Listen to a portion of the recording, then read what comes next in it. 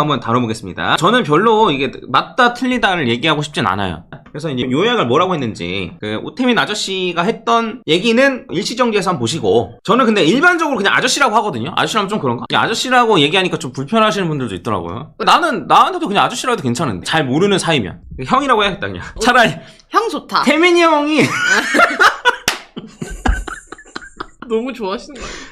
갑자기 태민이 형 그러니까 약간 다른 사람 같이 느껴져가지고 좀 가까워졌어요. 네. 느낌이. 네, 태민이 형의 주장은 이렇고, 그 다음에 요 병욱이 형이거든요. 병욱이 형의 주장은 요거예요. 무용론자. 네, 그래서 이제 요 챗GPT가 요약한 거, 그록이 요약한 거, 그 다음에 요거는 그 클로드 AI가 요약한 거. 그래서 한번 뭐가 제일 나은지 한번 보시면 좋고, 그래서 병욱이 형이 주장한 거는 요거예요. 사회적 해악이다. 그러니까 불로소득이다. 불로소득이니까 안 좋다라는 얘기를 하더라고요. 그 다음에 여기서는 경제적 근거가 없다. 경제적 실체가 있는데, 주식이나 이런 애들은, 근데 비트코인 아무런 경제적 실체가 없고 단지 수요와 공급의 원리로만 가격이 움직인다. 그리고 더 큰 바보 이론. 이제 약간 다단계나 이런 데서 이거 스캠인 거 알아, 폰진 거 알아, 하지만 나만 돈 벌면 돼, 약간 요런 거에 기반한 거죠. 그리고 화폐적 효용이 부족하다. 너무 느리지 않냐, 수수료도 높고. 이건 그록. 이제 병욱이 형이 주장한 거는 사회적 이익이 없으며 근로가치를 훼손하는 불로소득의 대표적인 사례이다. 그럼 우리가 여기서 이제 불로소득이라는 거를 키워드로 갖고 와야 될 것 같아요. 두 개가 동시에 나왔으니까.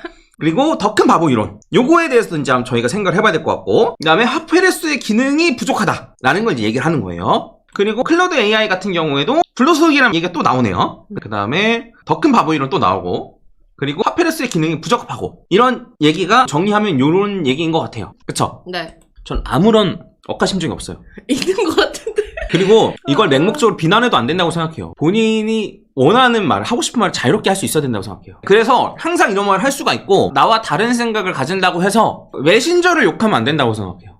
그거 잘 되는 편인가요? 잘 안 돼요.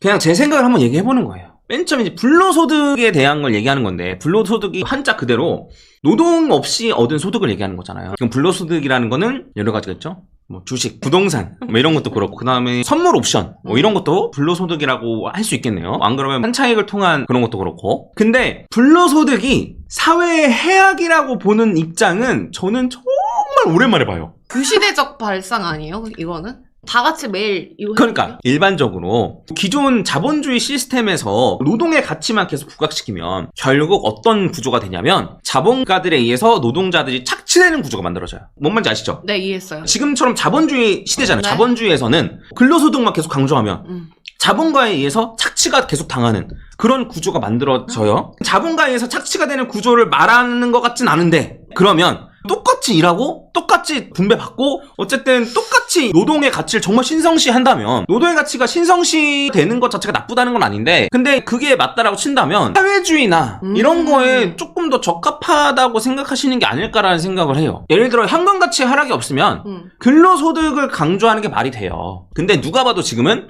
현금 가치 하락이 있잖아요. 그리고 그 현금 가치 하락이 이루어지는 원리 자체를 좀 생각을 해보면, 결국에는 아무런 담보 없이 돈을 마구잡이로 찍어내기 때문이잖아요. 원래 예전에 근본이 제일 때는 미국이 금이 있는 만큼만 달러를 찍었는데, 금 없는데도 달러 찍어낼래 해가지고 마구잡이로 찍어내기 시작했고, 결국에는 요거는 지들 맘대로 찍어내는 거잖아요. 그러면서 많이 찍어내니까 화폐의 가치가 하락하고, 그래서 이렇게 된 이상에는 사실 현금 가치가 계속 하락하기 때문에 근로소득도 중요하지만 투자 쪽으로 하는 게 제대로 된 거고, 주식이나 뭐 부동산도 투자할 수 있고, 그거에 파생된 선물 옵션 같은 경우도 그렇고, 그래서 하는 게 당연하고 아무도 그거를 해악이라고 생각하지 않는 시대가 좀 왔다고 생각했거든요. 근데 이제 그것도 웃겨요. 그럼에도 불구하고 주식이나 부동산은 뭐 그래도 주식은 돈을 끌어다가 할 수 있고, 부동산도 의미를 가지지만 코인은 아무것도 없다 라고 이제 주장을 하시던데, 그런 원리로 따지면 선물, 옵션, 공매도, 공매수 이런 것도 다 필요 없는 제도들이에요.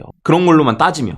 근데 진짜 저게 전 대꾸조차 하고 싶지 않은 그런 발언인데. 그래서 불로소득이라는 단어 자체를 내가 진짜 오랜만에 봐. 그러네. 불로소득이 옛날에 이제 야 취업하고 해야지, 약간 돈 벌어야지, 야 투자 같은 거 하지 마, 이게 진짜 오랜만에 본다. 그래서 요거 틀렸다고 말하는 건 아니지만 제 생각에는 잘 이해가 가진 않는다. 네, 요 정도로 좀 마무리를. 아직도 가끔 막 코인 아무 이유 없잖아요. 그거 뭐 빈깡통 아니요? 며칠 전에 또 누구한테 이걸 들었는데, 저는 이제 대꾸해주기 싫던데.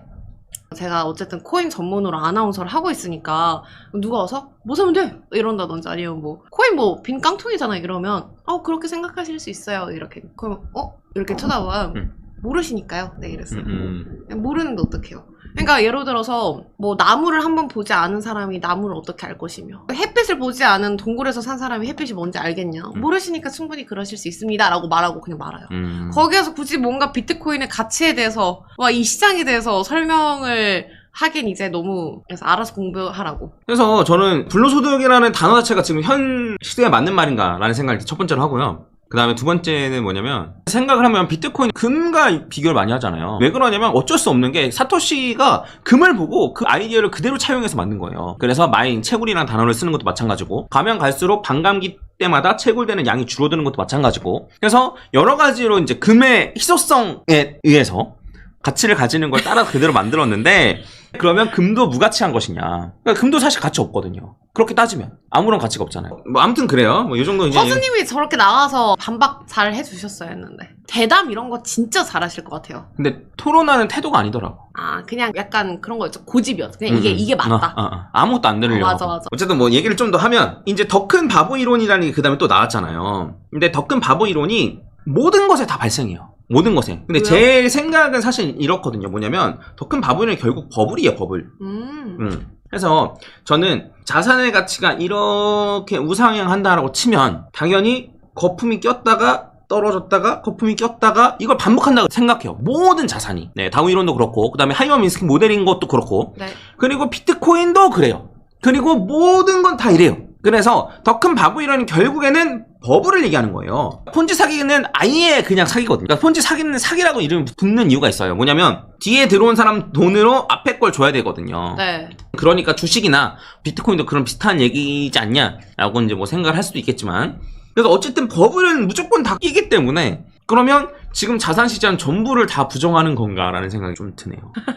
모든 투자 상품이 다 발생할 수 있거든요. 그래서 이런 얘기 하잖아요. 부동산도 폭탄 돌리기다. 이런 얘기 해요. 맞아.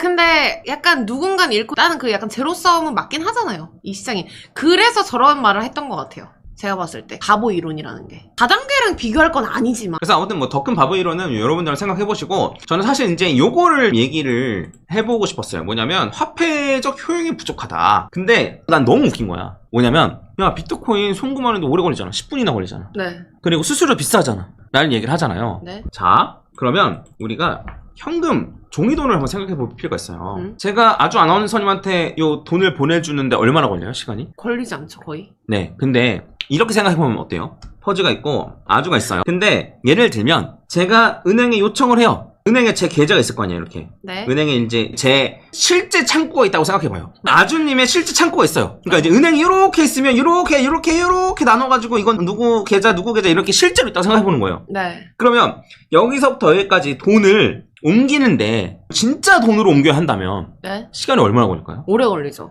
너무나 많이 걸리죠. 그래서 이 중간에 매개체가 있는 거예요. 은행일 수도 있고 다른 여러 가지일 수도 있겠죠. 그리고 제가 돈을 보낸다고 실제 돈을 움직이는 거예요? 아니요. 아니에요. 그냥 장부상에 기록되어 있는 거예요. 그러고 나서 그냥 디지털 요걸로 딱 체크되어 있는 거란 말이에요. 근데 왜 비트코인은 실물이 움직여야 된다고 생각하는지 모르겠어요. 비트코인도 그냥 중간에 예를 들면 비트코인을 엄청나게 많이 담보로 갖고 있어가지고 카드사가 있다고 생각해봐요. 자 그러면 일반적으로 제가 편의점에 가서 카드를 긁어요. 편의점에서 카드를 긁으면 제 돈이 바로 글로 싸지는 건데 실제 돈이 편의점 점주님한테 가는 거예요? 아니죠. 아니라는 거예요. 네. 그냥 숫자로 움직이는 거예요. 맞아요. 그리고 카드 결제하면 결제된 금액이 들어오는데 피지사별로 다르지만 뭐 물론 거기선 피지사를 직접 쓰는 건 아니겠지만 일반적으로 이제 한 달 걸리는 경우도 있고 그다음에 2주 걸리는 경우도 있어요. 그래서 티몬이나 미메프가 요번에 문제 생긴 게 이런 거 있잖아요. 요 걸리는 기간 동안에 요 돈을 써먹어서 그런 거예요. 돌려받기. 지급해줘야 되는 요 기간 동안에 해서 실제로 돈이 움직여요? 제가 카드 결제한다고 실제 종이돈 움직여요? 안 움직인단 말이에요. 그래서 금을 담보로 한 신용카드도 있었어요. 어디다 바뀌어요? 그 카드사? 진짜 금. 실물금. 오. 해서 쓰면 자기 금이 조금씩 덜어지는 거예요. 이런 식으로. 어떻게 덜어져요? 그러니까 이제 금이 예를 들어 한 돈이 있었다. 네. 그러면 내가 이제 요거 긁으면은 한 돈이 아니고 0.99 돈이다. 이런 식으로 결제를 하면. 거의 체킹이 되는 네. 거예요? 그럼 실제로 금을 0.001 돈을 가져가는 거예요? 아니에요. 그럼 비트코인을 이런 식으로 카드 결제로 만들 수 있잖아요. 1비트를 예를 들어 넣었어요. 근데 내가 이거 1비트로 결제를 했어요. 1비트로 결제한 다음에 여기서 1비트 결제했으니까 남은 비트는 0.9999비트가 남았어요. 예를 들어서. 그럼 나 0.0001비트짜리는 샀잖아요. 이렇게 되잖아요. 근데 이거를 그냥 중간에 카드사에서 이걸 계산해가지고 그때 해주면 돼요. 근데 돈이랑 금은 이렇게 하면서 왜 비트코인은 실제로 가야 돼요? 왜 그거랑 비교하는 거야? 돈은 중간에 매개체가 있는데 네. 왜 비트코인은 실제로 가야 돼? 왜 그래야 돼? 그러네. 현금도 어차피 다 같이 한 번에 빼면 끝이잖아요. 없잖아요. 결제 수단으로 매우 부적합. 결제 수단으로 금은 적합한가요? 금 해가지고 금 떼어주는 게 이게 적합한가요? 아니면 종이돈 같은 경우에도 종이돈 갖고 다니는 게 이게 적합한 건가요? 전 도리어 결제 수단으로 최고라고 생각하는데 이 암호화폐가 나중에는. 근데 이제 직접 사람과 사람 간에 주고받는 건데 지구 반대편에 있어도 10분밖에 안 걸린다는 게 굉장히 큰 메리트인 거예요. 비트코인은. 맞아. 그게 가치인 거예요. 내가 지구 반대편에 있는 사람한테 10,000원짜리 종이 지폐를 주려면 한 몇십일 걸리겠죠? 직접 주려면. 그렇죠. 비행기를 타도 한 며칠 걸릴 거 아니에요. 근데 전 세계 어디한테나 실물 비트코인을 보내는데 10분밖에 안 걸린다? 이거 자체가 가치라는 거예요. 그리고 계좌로 보내더라도 진짜 복잡하잖아요. 해외 계좌 보내려면. 그래서 그 비트코인은 결제 수단으로 매우 부적하다는 것도 저는 이해를 못하겠어요. 그 다음에 크립토 커런시라고 얘기해서 화폐로 인지되기도 한데 크립토 에셋이라고도 얘기하잖아요. 네네. 그냥 자산이라고 생각하면 돼요. 그냥 금처럼 생각하면 돼요. 그럼 금 기반 신용카드가 있는데 그러면 금은 가격 변동성이 크니까 전혀 뭐 가치가 없고 뭐 이런 건가? 너무 아니야 그냥 그럴 수 있어요. 너무나 이상적인 사회면 비트코인 필요 없을 수도 있겠다는 생각이 들었어요. 사회가 이상적이야. 모든 사람들이 열심히 일하고 농땡이 피는 사람 없고 각자의 위치에서 최선을 다하고 부정부패 없고 그쵸? 그런 식으로 사회가 돌아가면 비트코인은 필요 없겠다는 말을 또 이해하겠어. 근데 실제로는 비트코인이 진짜 실질적으로 쓰이는 것들이 꽤 있잖아요. 네, 그래서 그런 걸 좀 생각을 해보면 아무튼 요 정도만 할까요? 저는 전혀 악의가 없고 저도 제 생각 좀 말씀드렸습니다. 근데 이제 뭐 그렇게 말씀하시는 거는 전 다행이라고 생각하고 또 그런 거를 믿는 사람들이 또 많아졌으면 좋겠다는 생각이 들어요.